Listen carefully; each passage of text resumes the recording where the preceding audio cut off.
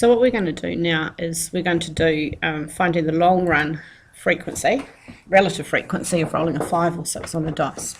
Okay, so what we want in the first column here is a count of how many trials were done. So the first trial, of course, was 1. The next one is going to be 2, but we're going to put a formula in here and say, right, we're going to let it equal the cell plus 1.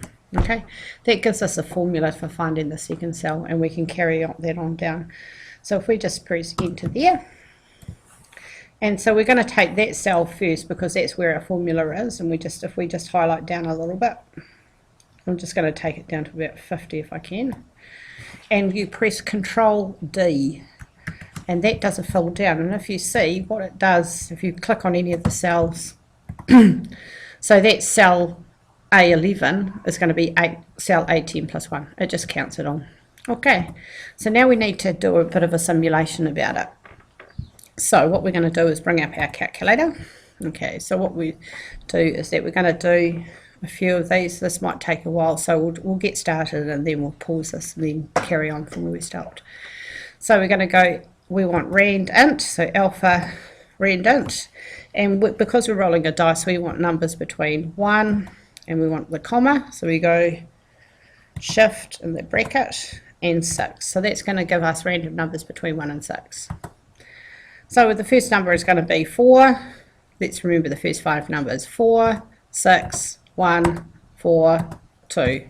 So if we go here, 4, 6, 1, 4, 2. I've just done it as groups of 5 because the calculator disappears. So if we look again, so 3, 2, 2, 5, 2. 3, 2, 2, 4. Oops, 5, 2, and just go down and finish it until you end a count. So maybe do that for about 50 numbers. We'll come back when I've just finished those numbers. Okay, so now I've gone through the calculator and I've just entered in about 50 numbers there. Okay, and they were just random numbers between 1 and 6. Now all we're concerned is the frequency of the 5s and 6s. Okay, we just want to know how many 5s and 6s we have up until that point. So the first result here is 4, so we've got 0 5s or 6s. However, in the next row here, if you can see, we've got a 6. So this is our first 6, so we just put 1 in there. But we've still got 1 6, so we're counting backwards. So that's still 1. We still had only 1 6, still had 1, still had 1, still had 1, because those are 1, 4, 2, 3, 2, 2, so they don't count. We've had 1 here. However, this is a 5, so this is our second 5 and 6 that we have, so we put 2 there. Right, the next one we've got a 2, so we've still only had 2 5s and 6s, so we just put 2, 2, 2. Now we've got a 6 in this row, so this becomes our third one. And you just carry on like that down the whole thing. So this is 3, this is our next 5, so we put 4, 4, 4, and now next one is 5, 5, 5, next one is 6, and this one's our 7, and we've got 1 on the next line, so that's our 8th. And we just keep going through like that. This shouldn't take too long. And this is our next one, so it's 9, 9, 9. 5 becomes our 10th.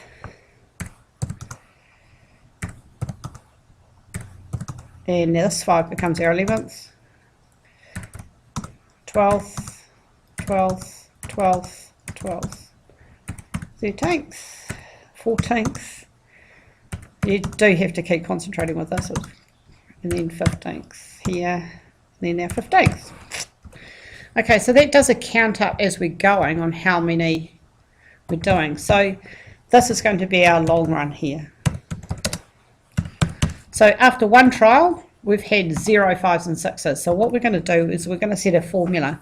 So we're going to put it equals, and we count up the number of 5s or 6s that we've had up to that point, and we divide it by how many trials they are. So in this case, it's this number of 5s or 6s, and we're going to divide that by what our count is, i.e. the number of trials we've had. So we're just going to put that in there. So what you do then, easy, is that we're going to Control D to fill down. and then it works it out for each time. Let me just show you how this works. So after the first one, as I said, we had none out of 1, so that becomes a probability of 0. After the second thing, if you see here, we've got a 6, so that means that we've got 1 out of 2 trials. So 1 divided by 2, of course, is 0.5. After the third trial, we had 1. Only 1 6 because we had a 4, a 6 and a 1. So we've only had 1, 5 or 6, and that's 1 divided by 3. Okay, and this is where we're going to graph it. So we're going to insert graph. Now we're going to do it as a line graph. Oops, no, that's not one. Line graph here. Okay. Now we don't want that. Okay. So what we want to do is that we want to pick our columns to the thing. So we want to get rid of that. Oops. No, we've got rid of our whole graph. Okay, that's not quite what we want, so we have to play around with it. Okay, so we've seen it. We've ended up with this graph, and it's not really what we want. What we really want to look at is this long run here. So if you can see, when you go over here, you can highlight the box, and this is showing what it's graph. We only want the long run. So what you do is that you go and grab this corner of it, and just drag it to long run. Okay, and that's just going to show us our long run graph. However, at the moment, we've only got it up to 50. However, this axis has got it down to 120. So that means that the box is highlighted down there. And if you can see, this blue box is going right the way down. So we just bring it back. Move it up. Sorry, this might take a little fiddling. Oops. Now we've got disappeared. I'll try Control Z that. Then go back here. Clicked on the wrong box for it. So we'll just go back down to here. So we'll click on that long run box again. We just want to do this graph here. So how about we just highlight the values we've got, and we'll insert a line graph. So just go down to the values you got, and therefore it just takes you to that up to 49. One of the things why we do these graphs is that we want to see that it tapers off, and it's actually getting close to what we would expect, or it's settling down to a proper number. There's still quite a bit of variation here about what happens after the 43rd throw and the 44th throw, and etc. like that. So I think we need some more numbers. So if that's the case, what you need to do is that you need to go back to here and then add on to this. So here we're going to fill down. So start here, and I'm going to fill down quite a bit. So I'm going to take it down to 100. Okay, so we're going to fill down, Control D. Okay, that takes our, or in fact 99. So that takes our fill down there. Unfortunately, you need to go back then to your calculator. And we need some more numbers. So the next one is going to be 3, 3, 1, 5, 4. So there we go, 3, 3, 1, 5, 4. Getting your data is going to be the longest thing once you've done the other things. So I'll just pause this for a minute while I just go and get some more data, and then we'll come back and see how to finish the rest of it. So again, I've got my data there. So I've entered all my data, and we just carry on with the count where we've got to. So there'd been 15 5s and 6s up to that point. So again, it was 15, 15. And look, it's actually even carrying down with my calculation. So 15, 16, 16, 16, 16, 17, 17, 18, 19, 19, 19, 20, 21, 21, 21, 21, 21,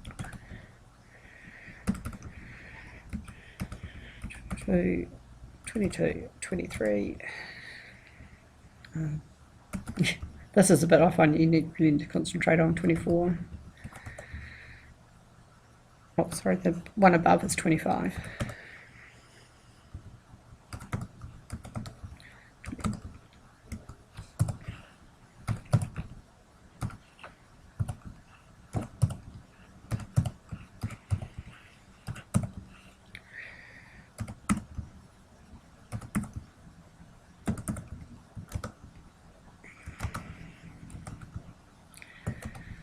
What's the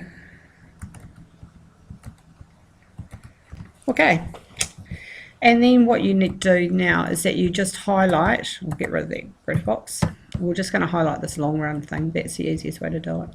So just take it down to where the end is and go insert line graph.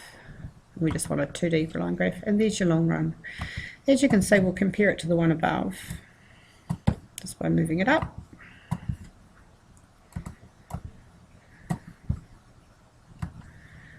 As you can see there, you can actually, this is for 50 and this is for 99. You can see that it is actually starting to taper off a bit. So you think, even if you did another, you know, you could say if you did another 100, it might even be even more even and things like that. But that's how you, the easy way of doing a long run frequency. Hopefully this was helpful.